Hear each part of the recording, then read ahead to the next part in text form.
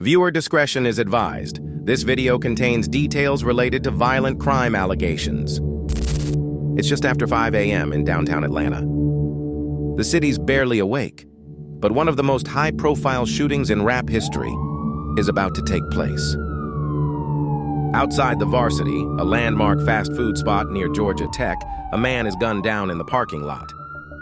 Surveillance cameras catch shadows moving fast. Screams, gunfire. A black Charger peels off. Within days, two names rise to the top of the police report: King Von and Lil Durk. Prosecutors say it wasn't random. They call it a planned hit, a robbery turned assault, caught on tape. And they say Durk wasn't just there, he allegedly pulled the trigger.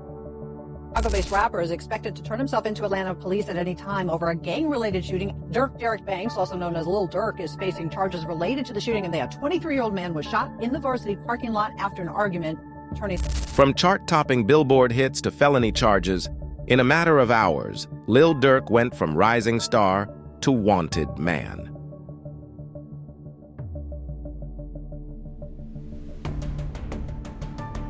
After the shooting outside the Varsity in 2019, Lil Durk and King Von were both charged: attempted murder, gang activity, armed robbery. Against you by a probable cause standard, and they will attempt to do that by the witnesses that they place in this court finds probable cause for criminal attempt to commit murder, aggravated assault, participation in criminal street gang activity, possession of a firearm during the commission of a felony, and possession of a firearm by a convicted felon. For a while, it looked serious. Prosecutors claimed they had surveillance, a victim who named names, and two rappers with ties to the street. But then, nothing. The case stalled. Delay after delay. Year after year.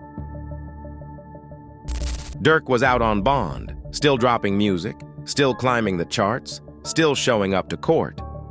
But the evidence wasn't adding up. Meanwhile, the state's case started falling apart. Witnesses went silent. Cameras weren't clear enough. And then, a tragedy. November 6, 2020, King Von was killed. The same co-defendant who was supposed to sit next to Durk at trial was now gone. That changed everything. Without Von, without a full team of prosecutors, without airtight video, the state gave up. In October 2022, prosecutors dropped every single charge. No trial, no cross-examination, just a quiet exit. On paper, Lil Durk was free, but off paper, someone else was just getting started.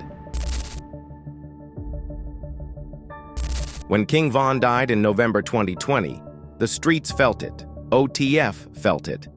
But what no one saw coming was that the federal government felt it too. To fans, Von's death was just another rap tragedy. But to the feds, it was a motive. They didn't just reopen old files. They started building a new case. Prosecutors say that after Von was killed, someone in Durk's circle made a move. Quiet, strategic, calculated, not with a gun, but with money. The theory? Murder for hire. You smoke shit. You can bleed whatever you want. I got your folks here. Revenge, outsourced. They claim Durk didn't retaliate in public. He funded it behind the scenes. And the target? Someone allegedly tied to Von's murder. The feds say they followed the money, pulled deleted texts, cross-referenced pings, listened to jail calls. What they uncovered became the foundation for a federal indictment, a brand new case, a brand new courtroom, and a brand new set of consequences. You don't need a witness if the hard drive talks loud enough. That's the bet federal prosecutors are making, because they say they've got everything: 230 gigabytes of data, thousands of text messages, phone logs, social media screenshots, financial transactions, jail calls. They even pulled deleted messages from encrypted apps. The feds say it all tells a story, a digital blueprint of revenge. They claim the money moved right after Von's death, that the conversations weren't emotional, they were calculated, focused, mission-driven. And they say Durk wasn't sloppy. He didn't make threats on Instagram. He didn't post cryptic messages.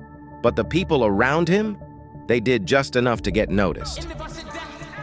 The FBI tracked burner phones, matched phone towers to location, traced Zelle payments, crossed names, dates, and IP addresses. The defense says it's all circumstantial, but the feds believe it's enough for conviction, and that's why this isn't happening in state court anymore. This is federal. October 14th, 2025, Lil Durk will sit in front of 12 strangers while the government presses play. The state dropped the charges. Now the feds are calling it murder for hire. 230 gigs of evidence, one rapper, and a trial that could change everything. October 14th, Lil Durk versus the United States. What's your verdict? Drop it in the comments. And don't forget to subscribe. This is Trial Room, and we're just getting started.